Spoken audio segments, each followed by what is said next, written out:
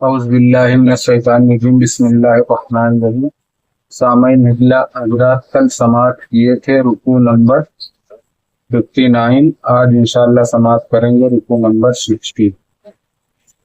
ایک بار درود پاک پڑھ لو۔ اللہم صلی علی سیدنا شفیعنا نبینا حبیبنا مولانا محمد وسلم، صلاۃ و سلام علیک سیدی یا رسول اللہ صلی اللہ تعالی علیہ وسلم۔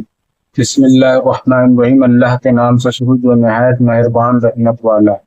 آگے اللہ تعالیٰ ارشاد فرماتا ہے فَالْآنَ بَاشِرُوهُنَّ وَابْتَغُوا مَا كَتَبَ اللَّهُ لَكُمْ وَكُلُوا وَاشْرَبُوا حَتَّى يَتَبَيَّنَ لَكُمُ الْخَيْطُ الْأَبْيَضُ مِنَ الْخَيْطِ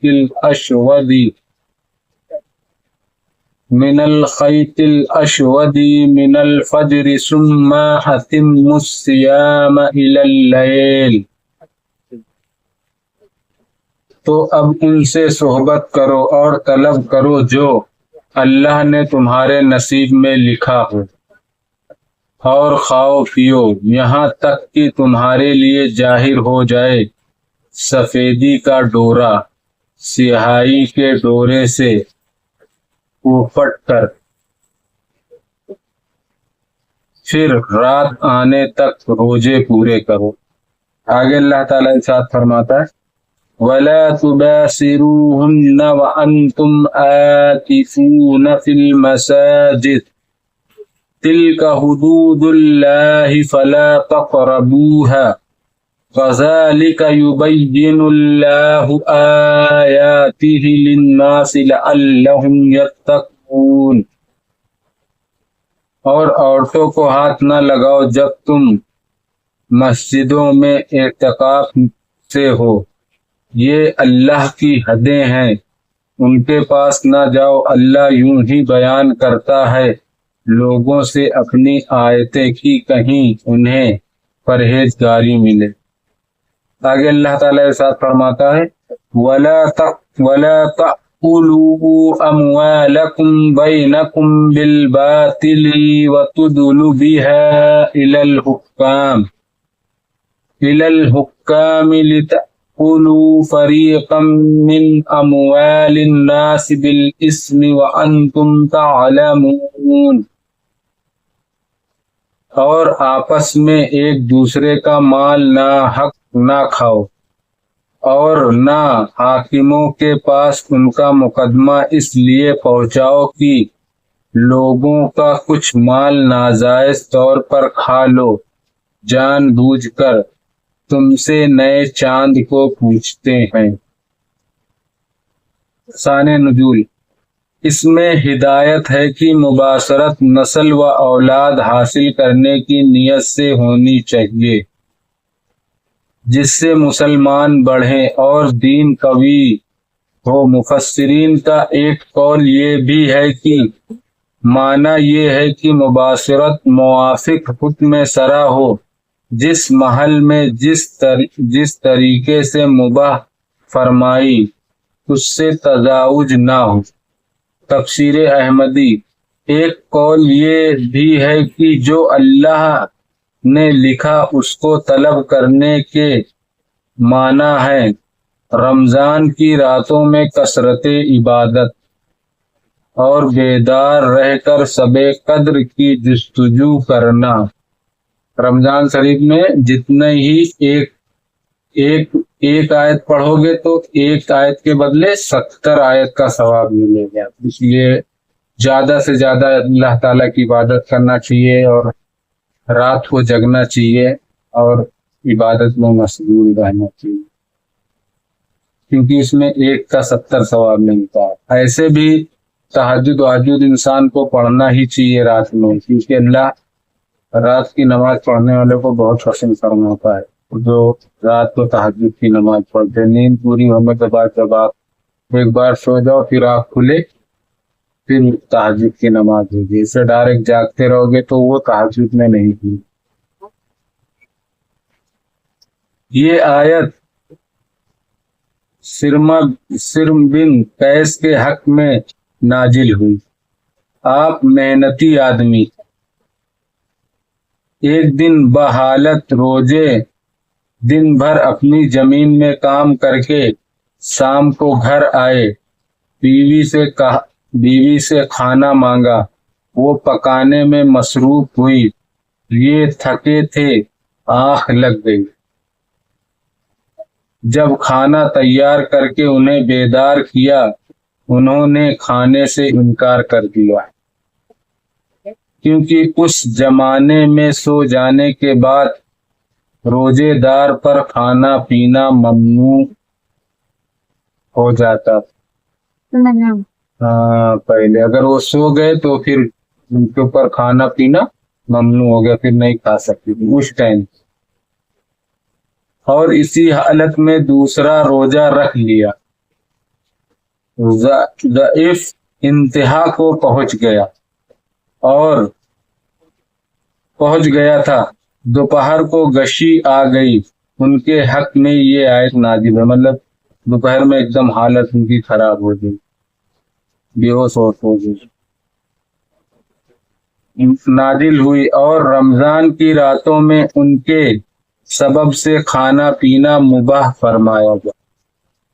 پھر راتوں میں اللہ تعالیٰ نے چھوٹ دے دیا کہ راتوں میں کبھی بھی کھاؤ گی، جیسے کہ حضرت عمر رضی اللہ عنہ کی انابت و رجوع کے باعث قربت حلال ہوئی، رات کو سیاہ ڈورے سے اور صبح کے صادق کو سفید ڈورے سے تسبیح دی گئی۔ معنی یہ ہے کہ تمہارے لیے کھانا پینا رمضان کی راتوں میں مغرب سے صبح صادق تک مباح فرمایا گیا۔ پہلے یہ گھڑی اور ٹائم یہ سب چیزیں تو تھی نہیں، تو وہی صبح کی ہلکی ہلکی جب روشنی ہوتی تھی وہی تو اسی پہ کھانا پینا بند ہو جاتا تھا، ایسا سسٹم تھا۔ تفسیر احمدی مسئلہ صبح صادق تک اجازت دینے میں اشارہ ہے کہ جنابت روزے کے منافی نہیں، جس شخص کو بحالت جنابت صبح ہوئی وہ غسل کر لے، اس کا روزہ جائز ہے۔ تفسیر احمدی مسئلہ اسی سے علماء نے یہ مسئلہ نکالا کہ رمضان کے روزے کی نیت دن میں جائز۔ ابھی جیسے ڈائریکٹ سو گئے، آنکھ ہی نہیں کھلی، سحری نہیں کھا پائے، اب پھر روزے کی نیت تو دن میں ہی ہو گئی نا، پھر تو وہ نیت جائز۔ اس سے روزے کی آخر حد معلوم ہوتی ہے، اور یہ مسئلہ ثابت ہوتا ہے کہ بحالت روزہ خردنوش و مجامعت میں سے ہر ایک کا ارتکاب سے کفارہ لازم ہو جاتا ہے۔ مدارک مسئلہ علماء نے اس آیت کو صوم وصال یعنی طے کے روزے کے ممنوع ہونے کی دلیل قرار دیا ہے۔ اس میں بیان ہے کہ رمضان کی راتوں میں روزے دار کے لیے ذمہ حلال ہے، جبکہ وہ معتکف نہ ہو۔ مسئلہ اعتکاف میں عورتوں سے قربت اور بوس کنار حرام ہے۔ مسئلہ مردوں کے اعتکاف کے لیے مسجد ضروری ہے۔ مسئلہ عورتوں کا اعتکاف ان کے گھروں میں جائز ہے۔ اعتکاف ہوتا ہے کہ جو مسجد میں ہی یا گھر میں، پھر وہ کسی سے ملے گا جلے گا نہیں تو اعتکاف ٹوٹ جائے گا بلا ضرورت۔ اس کا مسئلہ بہت بھاری ہے، بہت سنبھال کے کرنا پڑتا۔ عورتوں کا گھر میں ہوتا ہے اعتکاف، الگ سا کوئی کمرہ رہے۔ مسئلہ معتکف کو مسجد میں کھانا پینا سونا جائز ہے۔ مسئلہ اعتکاف ہر ایسی مسجد میں جائز ہے جس میں جماعت قائم ہو، وہاں جماعت سے نماز پڑھائی جاتی۔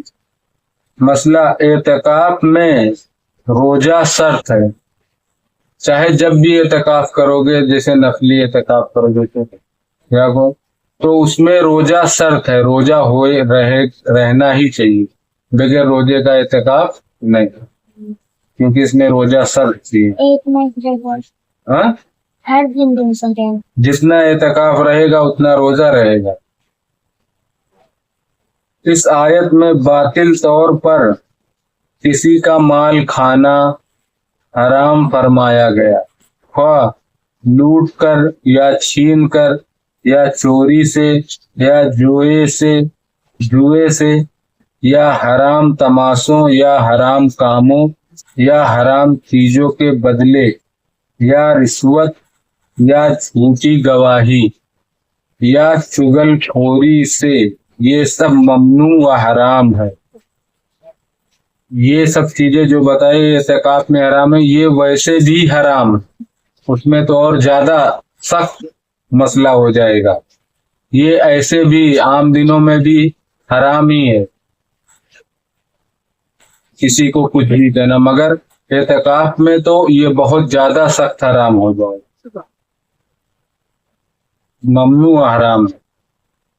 مسئلہ اس سے معلوم ہوا کہ ناجائز فائدے کے لیے کسی پر مقدمہ بنانا اور اس کو حکام تک لے جانا ناجائز و حرام ہے۔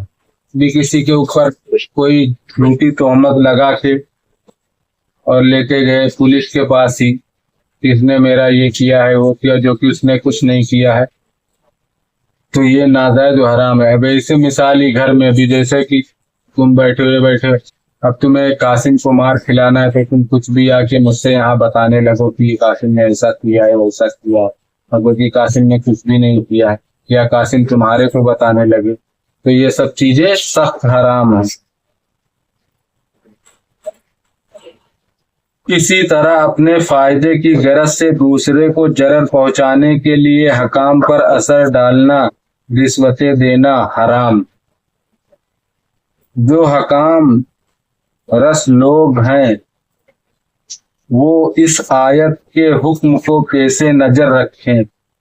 حدیث شریف میں مسلمانوں کو ضرر پہنچانے والے پر لعنت آئی۔ پوپھٹ کا مطلب ہوتا ہے پوپھٹ کر صبح کی سفیدی نمودار ہو کر۔ صدق اللہ العظیم۔ باقی انشاءاللہ کل سماعت کریں گے۔ رکوع نمبر 51۔ بسم اللہ الرحمن الرحیم۔ صلی اللہ علیہ نبی وآلہ صلی اللہ علیہ وسلم۔ صلاۃ و سلام علیک سیدی یا رسول اللہ صلی اللہ تعالی علیہ وسلم۔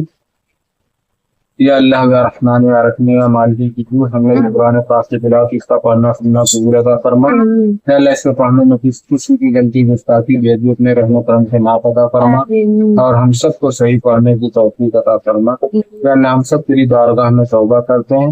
استغفر اللہ ربی من کل ذنب واتوب الیہ، استغفر اللہ ربی من کل ذنب واتوب الیہ، استغفر اللہ ربی من کل ذنب واتوب الیہ۔ سبحانك ذی العزة عما یصفون وسلام علی المرسلین والحمد للہ رب العالمین۔ لا الہ الا اللہ محمد رسول اللہ صلی اللہ تعالی علیہ وسلم۔ السلام علیکم ورحمۃ اللہ تعالی وبرکاتہ۔